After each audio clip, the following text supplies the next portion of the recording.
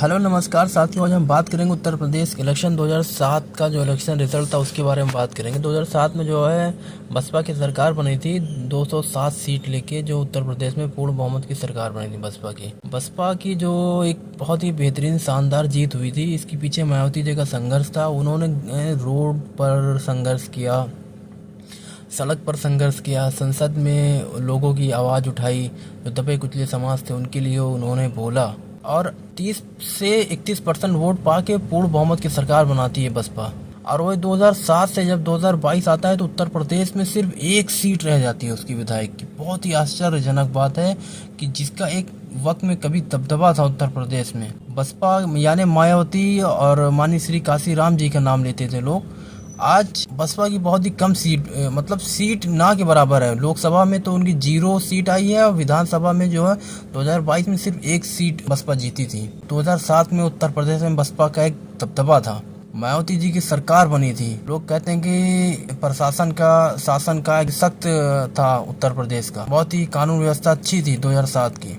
लेकिन क्या हो जाता है 2007 के बाद से बसपा का डिक्लाइन होना शुरू हो जाता है। बसपा का वोट बैंक जो से चिटकना दूर हो जाता है। पीछे कई कारण हो सकते हैं। बसपा जो 2007 से पहले जो है रोड पर निकल के संघर्ष करती थी, जमीन पर आंदोलन करती थी, अब वो 2007 के बाद जब उसको पूर्ण बहुमत की सरकार बनी, उसके बाद 2012 में जब तक उसकी सरकार थी उन्होंने जैसा भी कार्यकाल किया, उसके बाद 2012 में जब वो विपक्ष में बैठती है पार्टी, उसके बाद से उसका डिक्लाइन होना शुरू हो जाता है। विपक्ष में बैठी तो 97 से 98 सीट उसके पास थी 2012 में, और 2012 के बाद जब 2017 का इलेक्शन होता है उसमें उसकी सीटें बहुत ही कम रह जाती है और जो उसके नेता थे वो इधर उधर भाग गए, कुछ भाजपा में गए, कुछ सपा में गए। तो सोचने वाली बात है कि इसके पीछे क्या कारण हो सकता है कि एक बसपा जो कभी उत्तर प्रदेश में जिसका राज था, शासन था, पार्टी थी, रोला था पूरा उत्तर प्रदेश में, आज वो इतनी हाशिए पर क्यों पहुंच गई है। इसके पीछे कई कारण हो सकते हैं। अगर वजहों की तलाश करें तो उसमें एक वजह ये भी हो सकती है, बसपा जो कोर वोट बैंक है वो एसटी ओबीसी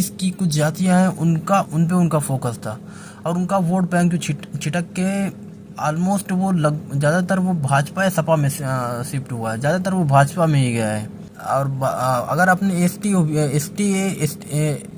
और एससी की बात कर ले, हमारे जो दलित भाई साहब है, दलित भाई लोग हैं, उनका वोट बैंक उत्तर प्रदेश में 20 से 22% है। और मुसलमान का वोट बैंक उत्तर प्रदेश में भी 19 से 20% है।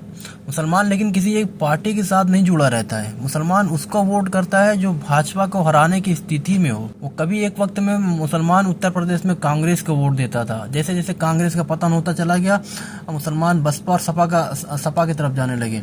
कभी बसपा तो कभी सपा को वोट देते थे। 2007 में जब मुसलमानों को लगा कि बसपा सरकार बना रही है तो मुसलमानों का वोट बैंक बसपा की तरफ शिफ्ट हुआ था। और जब 2012 में मुसलमानों को लगा, उन्होंने भाप लिया था उत्तर प्रदेश की राजनीति को, हाँ समाजवादी पार्टी उभर रही है, तो मुसलमानों का वोट बैंक समाजवादी पार्टी की तरफ हो गया है। उसके 2012 के बाद से जिस हिसाब से मुसलमानों ने समाजवादी पार्टी को वोट दिया है, वैसा कभी मुसलमानों ने समाजवादी पार्टी को वोट नहीं दिया। मेरी नज़र में तो कभी नहीं हुआ, क्योंकि मुसलमान का वोट बैंक बटा हुआ था बहुत ज़्यादा।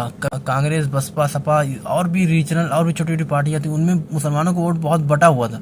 लेकिन 2012 के बाद से मुसलमानों ने अपना वोट बैंक ज़्यादातर सपा को दिया। लगभग बहुत ही कम परसेंटेज में इधर उधर हुआ होगा, लेकिन लगभग सभी ने सपा को वोट दिया, क्योंकि सपा जमीन पर लड़ रही थी। मुसलमानों को लगा कि हाँ सपा जीत रही है, उन्होंने अपना वोट बैंक जो ज़्यादातर सपा की तरफ शिफ्ट किया। इसी के लिए जो है समाजवादी पार्टी के आज 2024 में जिस हिसाब से जीत हुई है, बेहतरीन जीत, उसमें पीडीए में अल्पसंख्यक भी आते हैं, पिछड़ा दलित भी आता है, पिछड़ा दलित आदिवासी भी आते हैं।